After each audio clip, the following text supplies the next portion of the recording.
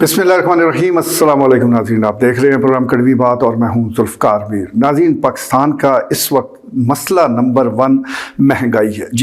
جس تیزی کے ساتھ اشیاء خورد و نوش کی قیمتوں میں اور دیگر اشیاء کی قیمتوں میں اضافہ ہوا ہے، وہ ایک ریکارڈ ہے۔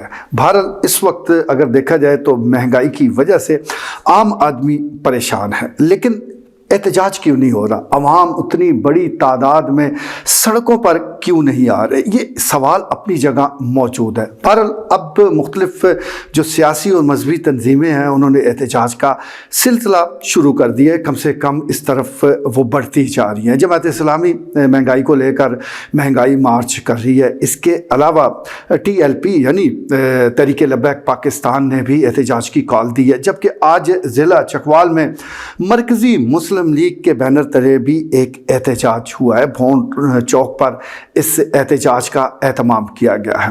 گو آدمی کم تھے لیکن مقصد بڑا تھا۔ اس سے پہلے رکنیت سازی کا کیمپ بھی لگایا گیا، یعنی مرکزی جو مسلم لیگ ہے اس کی رکنیت سازی کی گئی، اور اس کے ساتھ ساتھ خواتین کا الگ سے ایک کیمپ تھا۔ بعد ازاں 4 بجے کے قریب احتجاج کیا گیا اور مہنگائی کے حوالے سے وہ اپنا احتجاج ریکارڈ کروایا گیا۔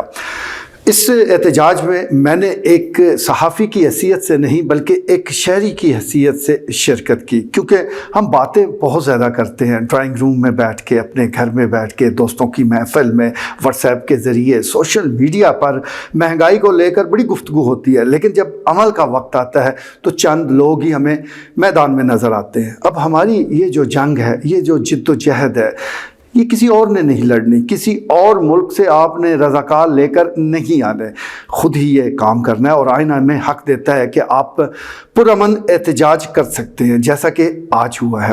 آج اس احتجاج سے جن لوگوں نے خطاب کیا اس میں مرکزی مسلم لیگ ضلع چکوال کے صدر افتخار احمد ذکی ایڈوکیٹ، اس کے علاوہ عبداللہ نثار، جبکہ سہیل سرور اور شعیب مناز شامل ہے۔ مقررین کا یہ کہنا تھا کہ حکومت اپنے جو اللہ تللوں پر خرچ کر رہی ہے، جو شاہ خرچیاں ہیں، اس کو کم کرے اور عوام کو ریلیف دے۔ اس میں کوئی دو رائے بھی نہیں ہے کہ ایک طرف معیشت کی زبوالی ہے اور دوسری طرف حکمرانوں کی عیاشیاں ہیں جو بڑھتی جا رہی ہیں، یعنی ہمارے جو اثاثے ہیں، جو ذخائر ہیں، وہ کم ہوتے جا رہے ہیں، جبکہ حکمران پہلے سے زیادہ عیاشیوں میں مبتلا ہوتے جا رہے ہیں۔ تو یہ دونوں چیزیں اکٹھی چلنے والی نہیں ہے۔ اب سوشل میڈیا پر یہ کیمپین وہ بڑی زور و شور سے آگے بڑھ رہی ہے کہ حکمران اور ایلیٹ کلاس اپنی مراد کم کرے۔ مراد کی آڑ میں جس طرح تقریباً 17 ارب ڈالر سبسڈیز اور مراد کی مد میں وہ لے جاتے ہیں، اگر اس کو ہی کنٹرول کر لیا جائے تو بہت سے مسائل حل ہو سکتے ہیں۔ اسی طرح سالانہ تقریباً 24 ارب ڈالر کا تیل وہ امپورٹ کرنا پڑتا ہے، اور اس میں بدقسمتی آپ کہہ لیں کہ 50% کے قریب وہ آئل ہے جو مفت میں پھر دینا پڑتا ہے۔ عوام تو بھاری بھرکم پیسے خرچ کر کے مہنگا آئل خریدتے ہیں، لیکن مراحت یافتہ طبقہ، حکمران طبقہ، یہ مفت میں وہ حاصل کر لیتا ہے۔ تو اس پر بھی قابو پانے کی ضرورت ہے۔ مراحت کو کم کر کے ہم بڑی بچت کر سکتے ہیں اور پھر ہمیں کسی کی منتیں کرنے کی کوئی ضرورت نہیں ہے، لیکن یہ جو قابل عمل فارمولہ ہے اس کی طرف کوئی نہیں آ رہا، اور اس کی بڑی وجہ یہی ہے کہ قربانی ایلیٹ کلاس کو دینی پڑتی ہے، حکمران طبقے کو قربانی دینی پڑتی ہے۔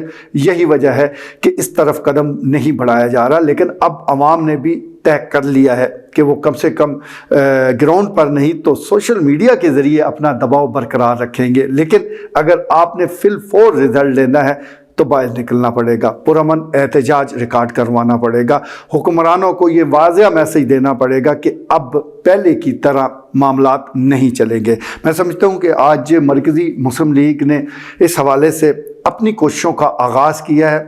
بھلے بندے کم ہوں لیکن مقصد بڑا ہے، اور اس مقصد کو لے کر آنے والے دنوں میں یہ ضرور بڑا قافلہ وہ بنے گا۔ وہ کہتے ہیں نا کہ اکیلا ہی چلا تھا جانبِ منزل، لوگ ملتے گئے، کارواں بنتا گیا۔ تو یہ قافلہ اور کارواں بنتا رہے گا، لیکن بات تھی یہ انیشیٹو لینے کی، بات تھی کچھ قدم بڑھانے کی تو قدم بڑھا دیا گیا ہے، اور اس سلسلے میں عوام سے بھی گزارش کروں گا کہ وہ محض باتیں نہ کریں، محض مہنگائی کو لے کر اپنا سر نہ پیٹیں، بلکہ جب عمل کا وقت آتا ہے تو پرامن طور پر اپنا احتجاج ریکارڈ کروائیں، اور یہ احتجاج ریکارڈ کرواتے وقت وہ یہ بھول جائیں کہ ان کا تعلق کس سیاسی جماعت سے ہے، کس فرقے سے ہے، کس لیڈر کے ساتھ ہے۔ بس ایک مقصد ذہن میں رکھیں کہ ان کا تعلق عوام سے ہے، اور عوام اس وقت بڑے مشکل میں ہے۔ آج کے لیے اتنا ہی، اجازت دیجیے، اللہ نے کے بعد۔